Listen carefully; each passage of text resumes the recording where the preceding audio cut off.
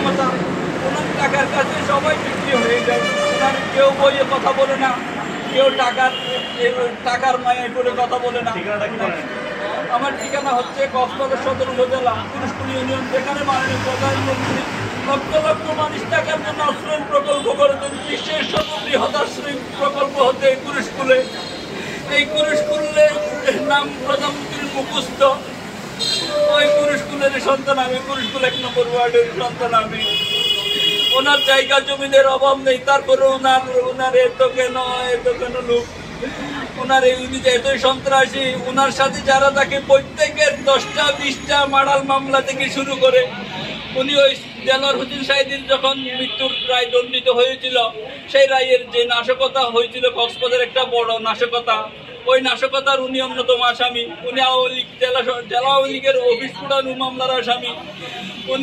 উনি অনেক অস্ত্র চাঁদাবাজি থেকে শুরু করে একাধিক কমপক্ষে 30-40টা মামলার আসামি। উনি বিগত 15 বছর যাবৎ আওয়ামী লীগ সরকার আমলে একটাও মামলা উনি খাই নাই। কিভাবে হয় এইগুলা? কিভাবে আমার ঘরে তো নির্যাতন হয়? শুধু একমাত্র প্রধানমন্ত্রী, সেটা আমার বিশ্বাস।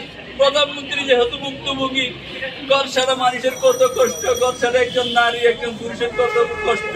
প্রধানমন্ত্রী যেহেতু ভুক্তভোগী, মানুষ প্রধানমন্ত্রী বুঝবেন এত কষ্ট আমরা কি করে সহ্য করি। আপনার স্বামীর চোখের পানি বলতেছে, আপনার একজন স্বামীর বাবার চোখের পানি আপনি দেখতেছেন যে এখানে এসে কেমন স্বামীর চোখের পানি এবং আপনার চোখের পানি, বাচ্চাকে নিয়ে যে এখানে বসে আছে, ঘর বাড়ি নেই, কষ্ট হচ্ছে না আপনার? কি চাচ্ছেন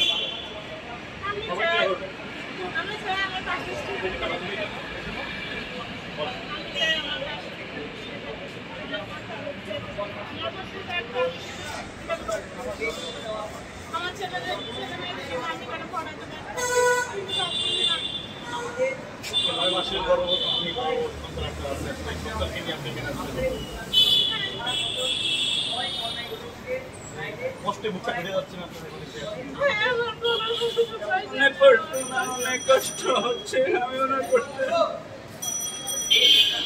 সন্তান থাকতে পড়ালেখা করলে সেটা পাচ্ছেন না, মানে আপনাদের সেই সন্তান কি বলে আপনাদের?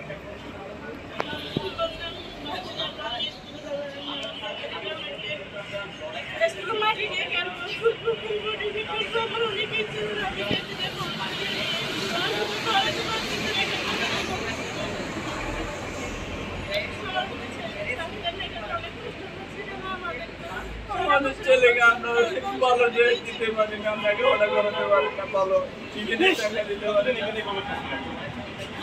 আমরা কতদিন আমরা যদি বিচার না হয় আমাদের লাশ যাবে ওখানে, আর কোনো কিছু যাবে না। যতদিন বিচার না হবে,